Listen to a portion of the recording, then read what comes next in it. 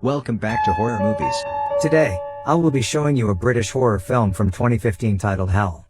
Spoilers ahead. Watch out and take care.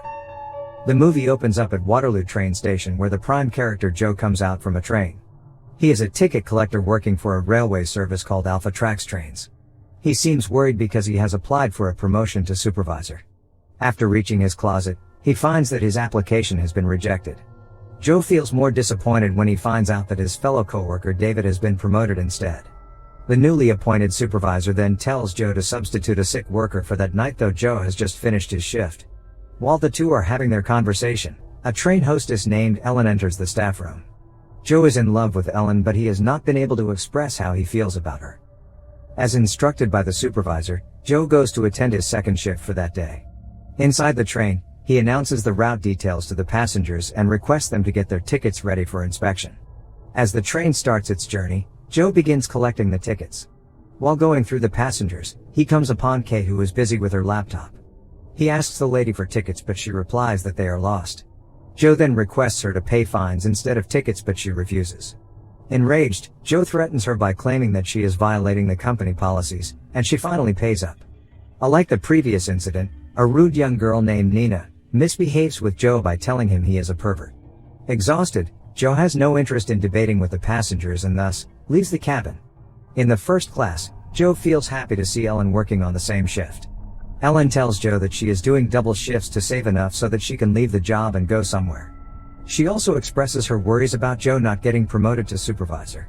After they talk for a while, Joe asks Ellen for a drink after the shift, but she denies, saying that no shops will be open at that time and she has a morning shift too.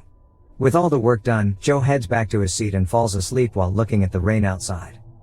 Somewhere in the middle of a forest, the train is suddenly halted and Joe wakes up. On the intercom, the driver informs that the train has hit something on the track and will resume the journey shortly. Curious about the cause, the driver comes outside of the train to inspect. He searches around the train with a flashlight and notices a deer crushed by the train wheels. While he is trying to take out the corpse from the wheels, he notices the tree branches swinging intensely in the forest.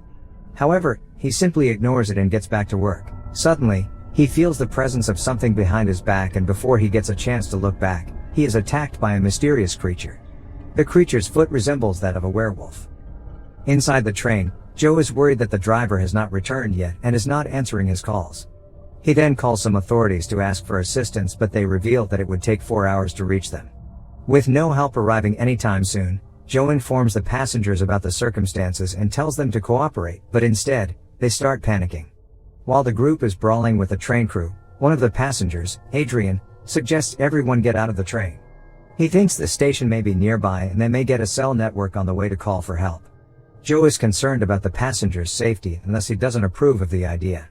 He also explains that he will get fired from his job if he lets the passengers outside. However, everybody insists on Joe opening the door and finally, he agrees. All the passengers get out of the train and begin walking down the forest. After covering some distance, Joe discovers a corpse and recognizes it to be the missing train driver. He notices that the body has been severely disfigured and all internal parts are protruding outside.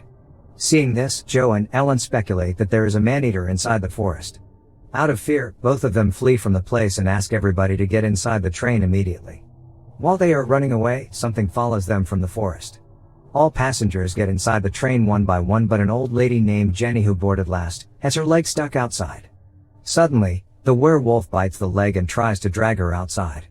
But with much effort, the passengers manage to pull her leg inside. Everyone gets frightened by looking at Jenny's leg. Meanwhile, Joe goes to the engine room and tries to contact the authorities for emergency help, but finds that the radios have been destroyed. While Joe is still inside the engine room, one passenger called Billy goes to him and reveals that he is a mechanic. Billy notices that the fuel pressure gauge is not working on the engine dashboard. He informs Joe that there is a problem with the fuel pipe and without getting it fixed, the engine will not start. Back to the group, everyone is mistaken about the creature being an animal, but the injured Jenny is adamant that it is something else. She then tells everybody that it looked like a human. However, the other passengers ignore her words by thinking that she is still in shock. Just as they are talking, they hear a banging sound from the next cabin. While others start taking cover, Joe, Billy and Adrian follow the sound and find out that it is coming from the train's toilet. The three get ready to attack, but just before they bust in, a fat guy named Paul comes out, who appears to be suffering from diarrhea. Elsewhere in the central cabin, one woman finds out that the infection on Jenny's leg is spreading and getting worse. Sometimes later, everybody calms down and the situation seems normal. But suddenly, the werewolf comes back and starts pounding at the cabin door. At the same time, Nina receives a call on her phone, but before she can speak, the werewolf breaks the window pane and grabs her. It takes her to the train roof and starts consuming her. After witnessing the horrific incident, everyone freaks out and starts running to another cabin. Gathering courage, Jenny's husband, Ed, takes the stand to fight against the werewolf. He suggests everyone get prepared for eliminating the creature. To do so, Joe and Billy fetch the tools and weapons inside the train and everyone gets busy reinforcing the cabin. They seal the doors and windows with metals and heavy stuff. After the work, Adrian tries to convince Joe to save themselves rather than to help others, but Joe denies it. They are interrupted when Jenny acts unnaturally. Feeling sick, she vomits out blood along with her teeth. Looking at the old lady, Adrian claims that she has been infected by the werewolf and she will soon turn into one of them. In the middle of the dispute, Joe notices that Paul is missing and goes to the toilet to search for him. There, he finds that Paul is stuck inside and tries to open the door with his keys. Unfortunately, the werewolf tears up the toilet roof and gets to Paul before Joe opens the door. He sees the creature striking Paul through a hole in the door. Running away from it, Joe tries to get back to the cabin but finds the door has been locked from inside. After devouring Paul, the werewolf follows Joe through the cabin. Right before it attacks Joe, the passengers quickly pull him inside and immediately lock the door. Even though the door is locked, the werewolf easily busts it open and gets inside. It comes to get Joe, but Ellen distracts it by stabbing it from behind. United together, all the passengers manage to eliminate the werewolf. After the creature is dead, they inspect its body closely and find a ring on its finger. They suspect it was a human before it turned into a monster. The old Ged narrates a past event related to the werewolf that happened in the same forest and later confirms the creature to be a werewolf. While they are talking, the werewolf resurrects and starts howling again, but Joe eliminates it instantly by smashing its head. In the meantime, after hearing the werewolf's growl, Jenny starts acting weirdly. In the next scene, it is revealed to us that many other werewolves are present inside the forest. Inside the cabin, Adrian again reminds everyone that a person infected from a werewolf bite will transform into one of them.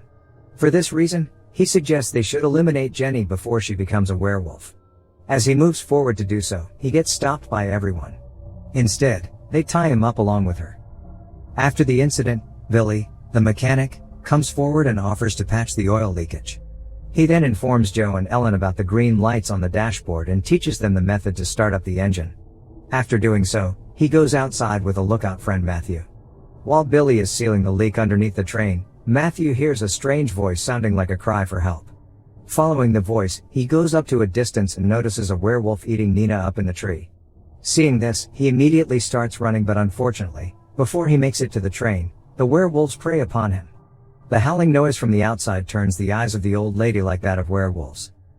Right on time, Billy fixes the leakage, due to which the green lights on the engine dashboard start glowing. As soon as the lights glow, Joe and Ellen start up the engines as instructed. Down under the train, Billy spots two werewolves nearing the train and thus quickly clings to the train floor. They look under the train but do not find him as he has lifted his body completely off the ground. Back in the engine room, Joe and Ellen start rolling the train, oblivious to the fact that Billy is still under it. As the train moves a bit further, Jenny suddenly mutates into a werewolf and attacks her husband. The old Ged bleeds to his demise. To take cover from Jenny, Adrian and Kate flee to the other side. Just then, another werewolf opens the door behind Kate and drags her out. The selfish Adrian pushes her towards the werewolf to avoid getting preyed upon. As Jenny closes in on Adrian to strike him, Joe arrives and stabs a rod through her back, eliminating her. Although Joe and Ellen save Adrian, he doesn't help back when other werewolves enter the cabin. Instead, he runs away, taking the door keys and leaving them vulnerable. When the werewolves close in to hunt Joe and Ellen, Billy shows up from behind and starts throwing fire over them. As he is holding off the werewolves, Joe and Ellen quickly get off the train and start running towards the bushes. Unfortunately, the brave Billy gets apprehended and eliminated by the werewolves. Inside the woods, Joe and Ellen run for their lives as a pack of werewolves follow them. After a bit of running, Joe realizes that both of them cannot overrun the werewolves. Hence, he offers to distract the creatures while Ellen runs away to safety. A panicked Ellen declines the offer and insists on staying. However, Joe compels her to go and she finally agrees.